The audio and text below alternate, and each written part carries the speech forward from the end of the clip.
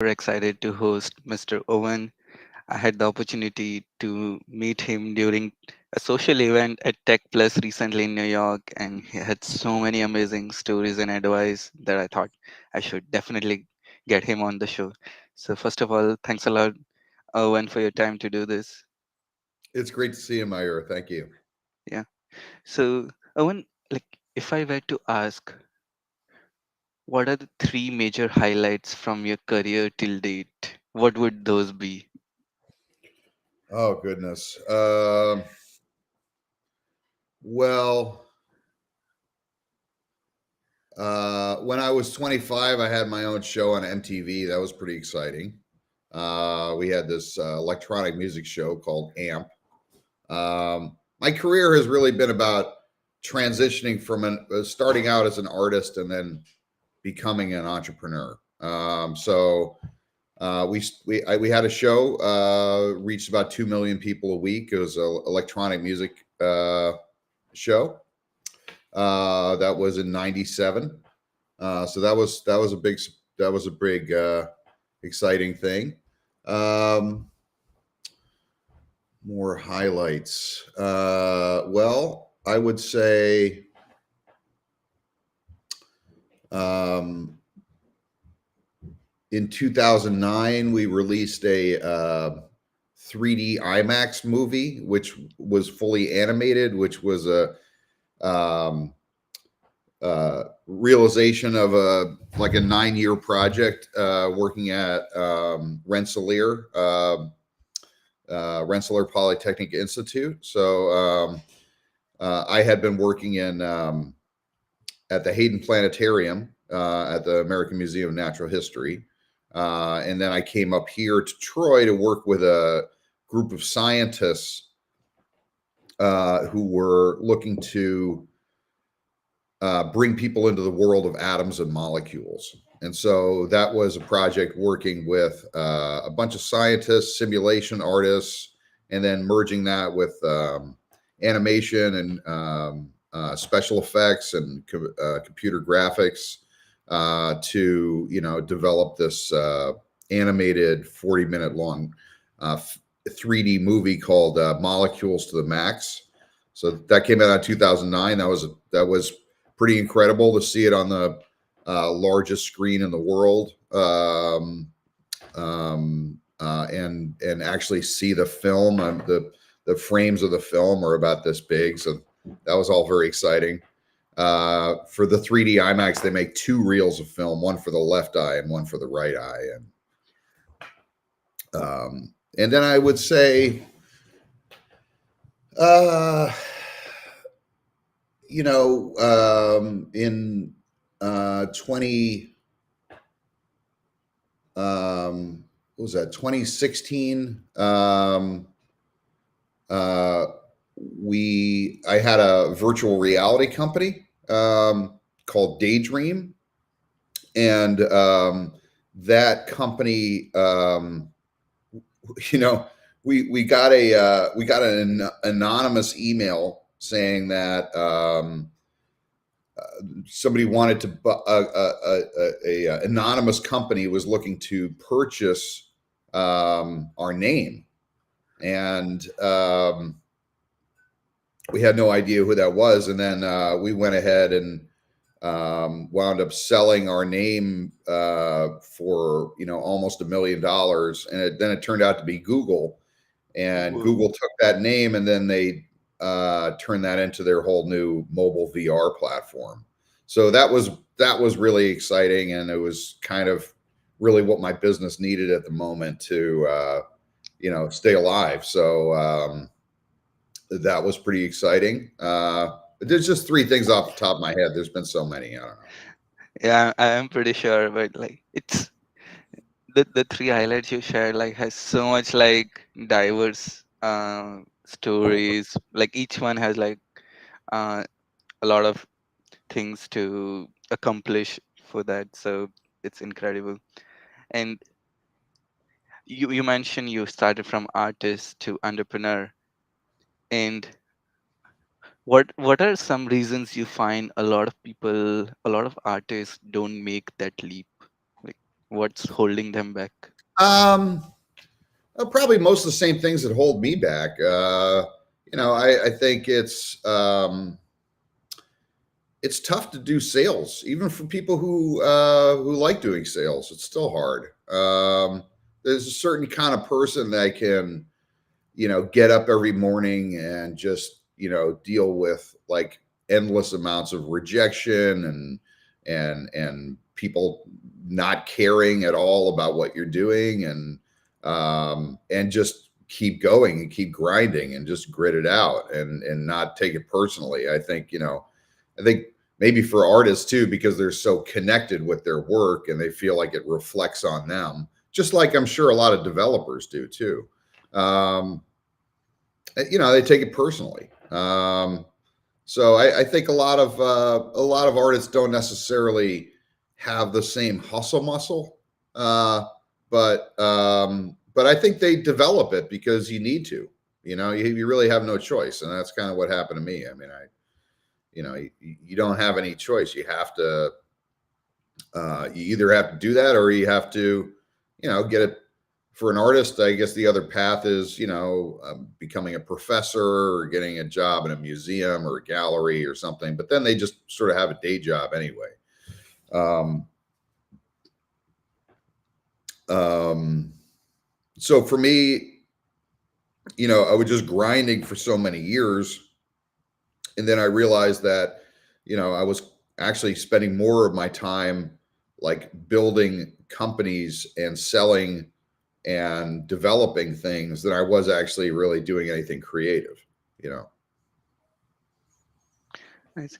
And uh, do you think like the social circle around you also affects a lot when you are starting your journey? You need like a support system or someone who can talk to for like advice, who are like one step ahead in building business or startup journey. Like Yeah, whether any incidences that like you needed mentorship or help, and it uh, r- like if you have. I've had just an incredible series of mentors throughout my career, and they've all sort of arrived right at the moment that I needed them.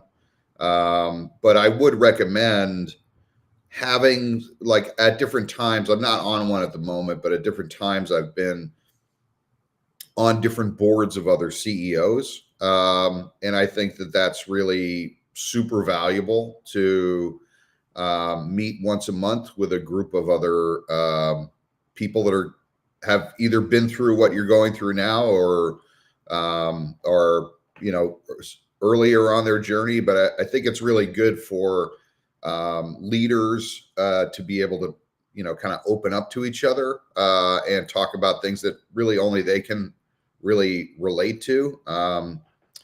It's not really fair to bring up all your struggles with your team. Your team really just needs a lot of encouragement and confidence. So it's great to be able to, at times be a little more vulnerable, a little more open about what's really going on for you, you know. Nice.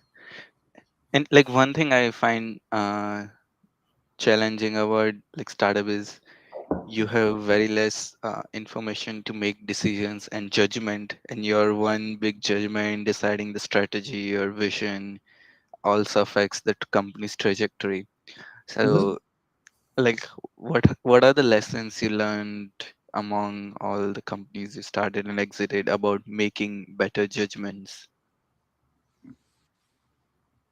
Um,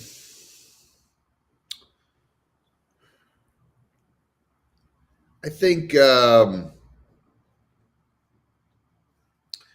become more conservative. I mean, I think actually, see, now I essentially I've had startups where you're in startup culture, and, like, if you're in the software world, you have to move really fast, and you have to um, really be keeping in mind like enormous growth, enormous exponential growth that's going to be right around the corner. So you have to be prepared to jump into orders of magnitude much higher than you're dealing with now, right? You always have to keep that scaling in mind.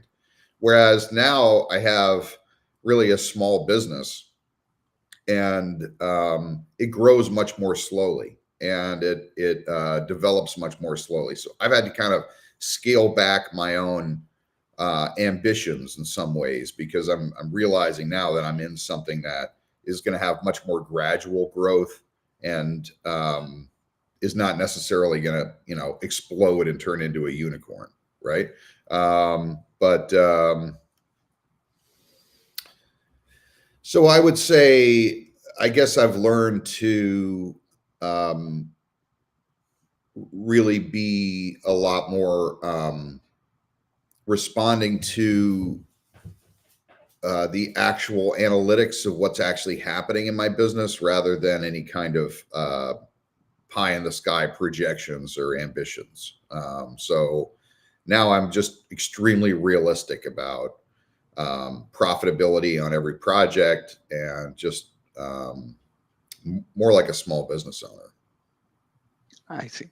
So it's more like data driven decisions and like help and be more realistic rather than like go all crazy and like all in and like 2x growth every month. No.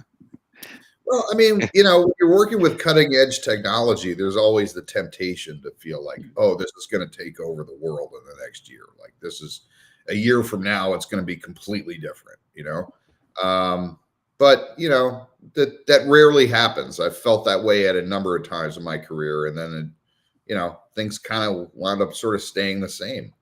Um, so I have to temper my own uh, enthusiasm.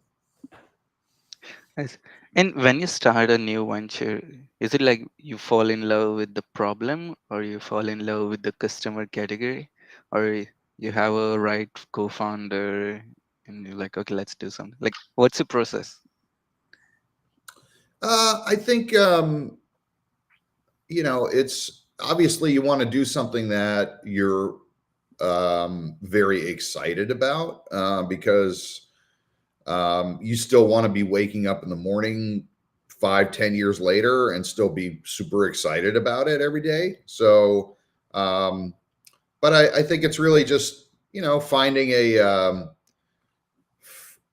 a pain point. I mean, this is basic stuff, but just finding a pain point that's out there that people are not addressing in the right way, and um, testing it, seeing if seeing if there's actually a market there, seeing if the business model works, seeing if it's profitable, seeing if it's scalable. All these things, I think it's all about sort of testing it incrementally, to see if, not only is this a business that's going to work, but is it a business that's going to be able to scale to the degree that you're looking for.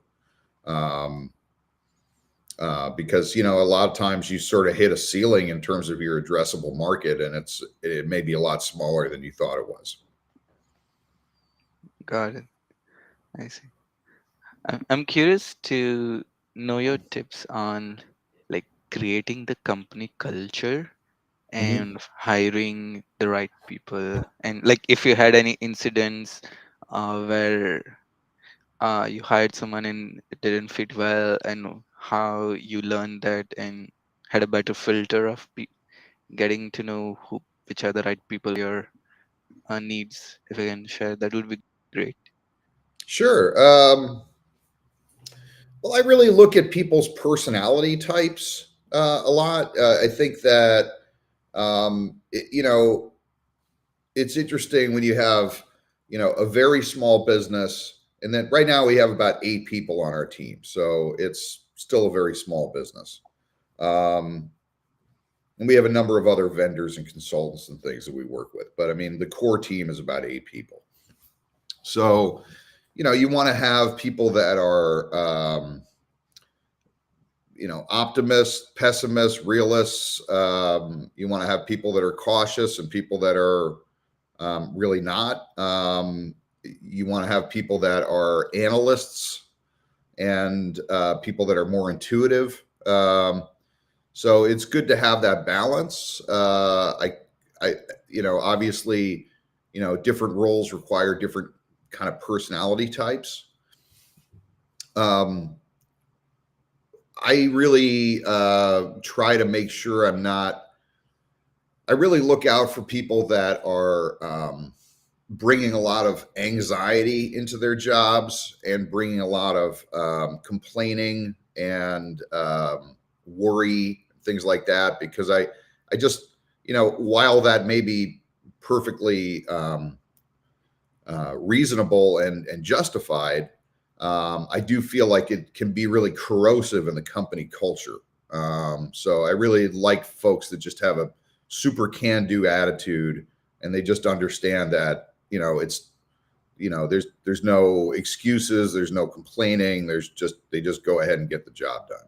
So I mean, right now I'm really happy that pretty much everyone on our team really has that attitude, and it's the best team I've ever had. So um, but it takes a long time to dial it in.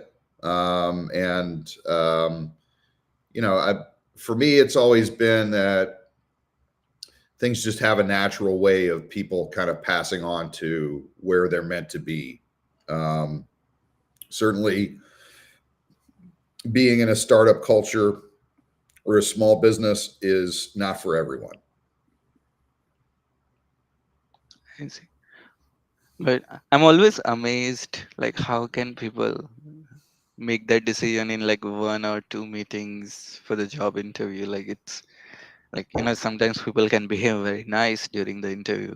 Like it's Mhm. totally different personality when you actually start working. So Yeah, yeah, and it's tricky too because you can't really ask people about, for example, how many kids they have or what their family life is like, or so you might meet somebody who's perfect, and then you realize that they have, four kids, and their spouse is in the hospital, and uh, they're just you're not really their top priority by any means, right? So I mean, I understand people's lives need to be their priority, um, but at the same time, like in my business, I'm sure in yours, we require like a lot of like commitment and focus and dedicated time.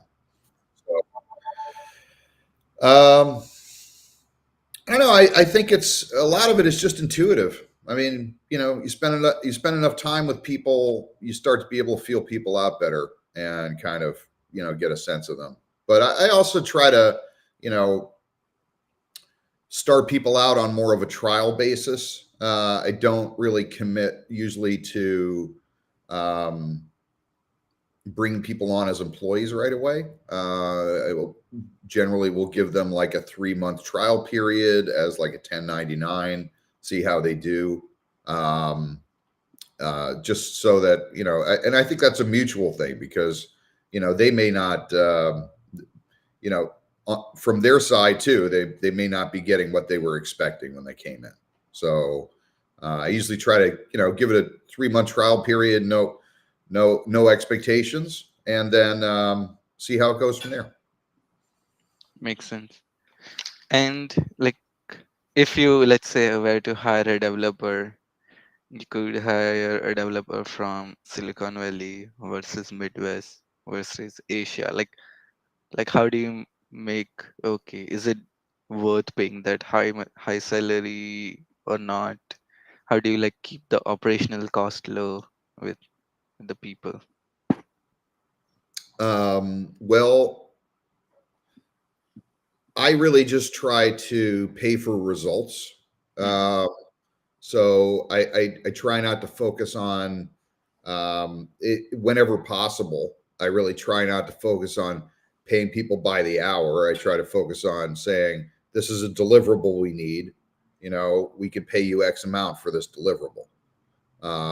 Because and to me, I just try to focus on the result that I need and not the method by which we get to the result, because I like to just empower whoever I'm working with to come up with their own methods. Right. So I don't want to micromanage them and say, you have to do this, this, and this, because then they no longer really have the ability to, control their workflow, control the amount of time they're putting into things. Um, so I basically just say I'm focused on the result. I need to see this result. I got this amount of money for it. How does that work for you? And if that can work, then it doesn't really matter. Uh, if they're in Silicon Valley or they're in Bangalore, right? It doesn't matter because you're just getting the same result for the same amount of money. That makes sense. And like, what are your thoughts on pricing? Because that is very difficult for a startup or a business to determine for the initial customers. Are they overcharging, undercharging? But also at that stage, you want more customers. So should you subsidize or discount your initial pricing? Oh, if you can share. Yeah. I mean, it's a constant struggle. For us, uh, I feel very confident just in that we analyze every project we do. And then actually, yesterday, we have a monthly review where we look at every project we do in terms of the profitability and where all the slices in the pie chart went. And then at the end of the, we have one big slice that's our profitability slice. And we analyze that and we say, okay, so right now we're trying to get to a certain number. And if we cross that number, then we analyze why did we not, right? But anyway, in doing that so many times, we have a really good understanding of what our costs are. And we really know what we need in order to be profitable and stay alive as a business. So, that justifies my pricing. We made a decision with Scandaplan that we're not trying to be the fastest, we're not trying to be the cheapest, we're trying to be the best. Mm, And so, in order to be the best, that means we can't really be cutting corners. A lot of our competitors are cutting corners this way or that way. They have a lot of other things that they do in order to, either make it faster or cheaper or, get those bids. Most of the projects we do are competitive bids. So, but we just, what I find is that at the end of the day, that's not really what the customer wants. They want something that they can totally rely on, that's going to be very consistent from one project to the next, and that's going to, be rock solid for them. And so, really, that's what we're offering. I think folks have had a lot of, bad experiences with these other companies that cut corners, and I just hope that eventually they'll come around to us and see that, um, we have small profit margins. We're not the cheapest, but I really do think we are the best in the field. yeah, that's a great point. Like you brought up for like businesses who have like competitive bids, and like you're, I'm guessing, bidding to a developer, uh, to who decide who are the buyer persona. If your service like if your service is like double the cheapest, would they still do it, or is it 20%? Like, what's the comfortable range? And in the bid, how do you ensure that okay, you got to trust on quality, like, and that's where you're paying the premium rather than the actual price. So, like, value proposition, if you can share, like, here you should buy it because this. Oh, okay. Well, I mean, what we do with Scandaplan, I don't think I actually introduced what our Yeah, company does. it would be great. Yeah. So what we do with Scandaplan is we use Lidar scanners and we scan and model buildings. So we scan buildings with this Lidar scanner that gets millimeter accuracy, creates a 3D data set called the point cloud. That point cloud has millions and millions and millions of points between any one point and any other point, even if it's a 3 million square foot campus. Um, the tolerance between those points is under an eighth of an inch. So we use that data set and then we model it in Revit. So then we create, and then we have three different standards that we work at. So we have like approximate geometry, accurate geometry, and precise geometry. And so those are all kind of at different price points. Um, so, our process generally takes about 2 to 5 weeks. So we'll scan the building, generally takes about a day or two. Then we do the registration process, we do the modeling process, quality control process, and in some cases we'll do CAD conversion and quality control that as well. So that, depending on projects, we do all kinds of projects from small single family homes all the way up to large airport terminals and museums and manufacturing facilities. So very large things and very small things and everything in between. So in terms of the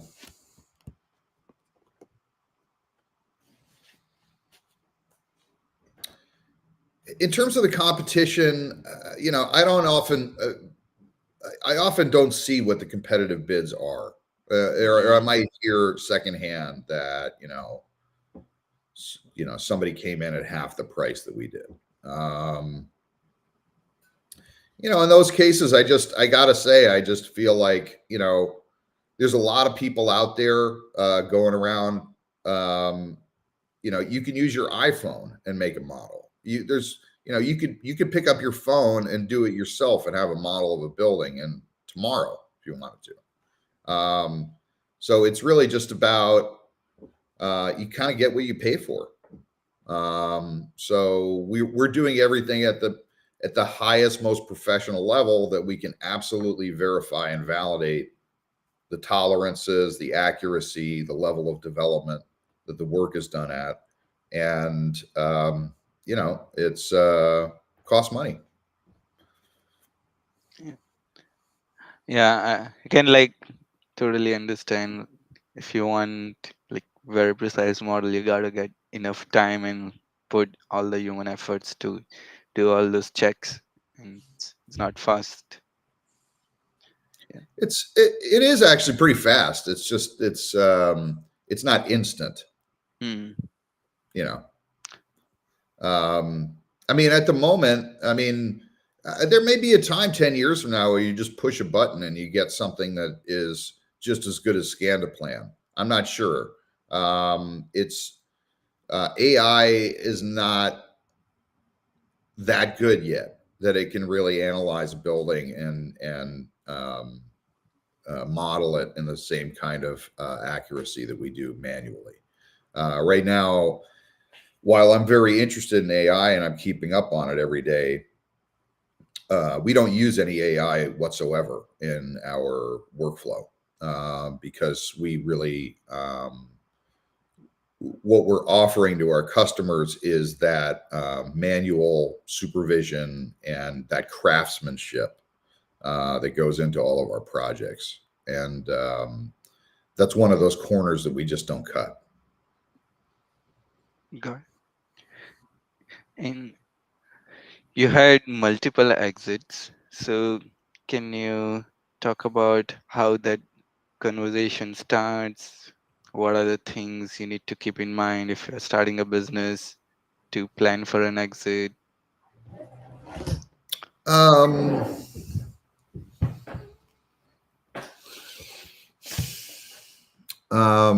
I would say, just be very conservative about your equity, who you're bringing in. You don't want to dilute too much. You don't want to have too many people on your cap table. Um, you want to make sure you're thinking long term about how much runway you're going to need, and what how many stages you're going to do, how many rounds you're going to do, and where that's going to get you, and really making sure that you're not bringing in vulture capitalists or you're not bringing in bad money, right? You're bringing in good money, so that money is people that are going to find you know um, really strategic investors for you. So people that are going to open doors for you, connect you with all the right people, and either help you with your business or your next raise. Um, so I don't know. I think that's I don't know. I think it's pretty much the same advice anybody would give you. I don't have anything super unique there. Got it. And you had a very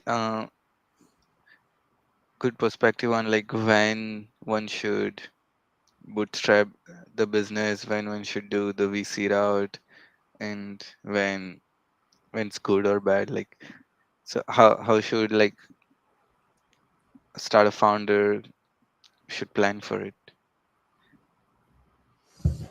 Um, Well, I mean, I think you should avoid investment as much as you can, because at the end of the day, it is a debt. It's money you owe to somebody. So, um, if you can, if you can, show profitability. I mean, really, I would say you should only be going for investment if you have something that's already working and it's already making money, and you just need to scale it up. Mhm. So you just, really, I would say if you need it for marketing spend, if you need it to really establish yourself in a crowded field, I think that's a great place for it. But I mean, I think if you're just getting investment for operating expenses, that could be really problematic. What are three skills you would teach a young Owen? uh, uh, I think not to worry so much. I still do it, and every day I find myself worrying, and I say, well, I remember how worried I was 10 years ago, or 5 years ago, or 15 years ago, and I'm still here, and everything's still okay, and actually things are just getting better and better. So um, probably spend less time worrying. I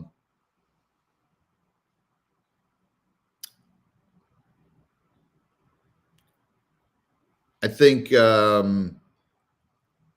working with people that you really like and learn from and enjoy is really important. Working in an industry that you admire and that it's full of learning and new growth is really important. I'm kind of new to the architecture and engineering industry, but I really love it, and I really love all the people in it. And my clients right now, I think, are just the best clients I've ever had, because they're super smart, they're really straightforward, they're very professional, they communicate well, and that makes all the difference.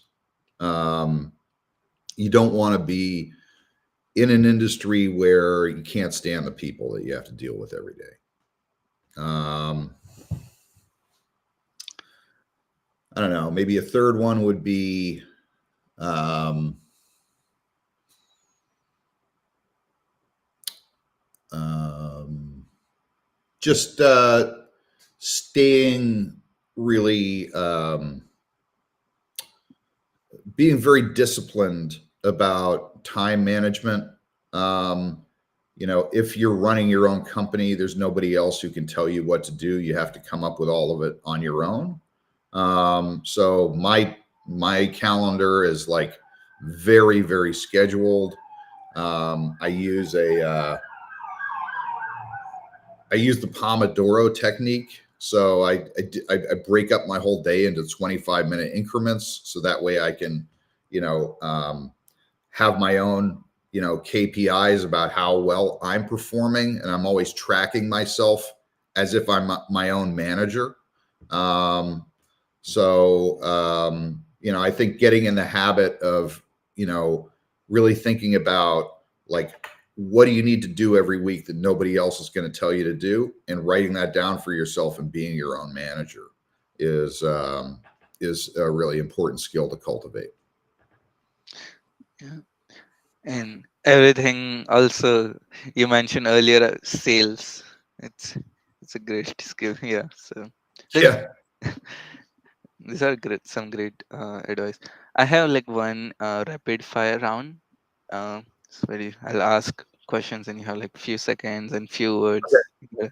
So what's your favorite book? Oh, I think it's The Law of One. I see. Best advice you have received till date. The best advice. You have received till date. Oh, geez. Um,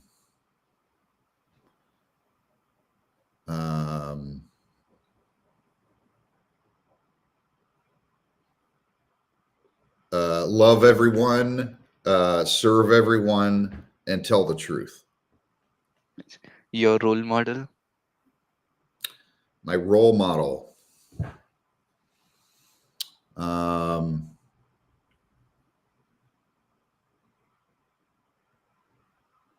I would say,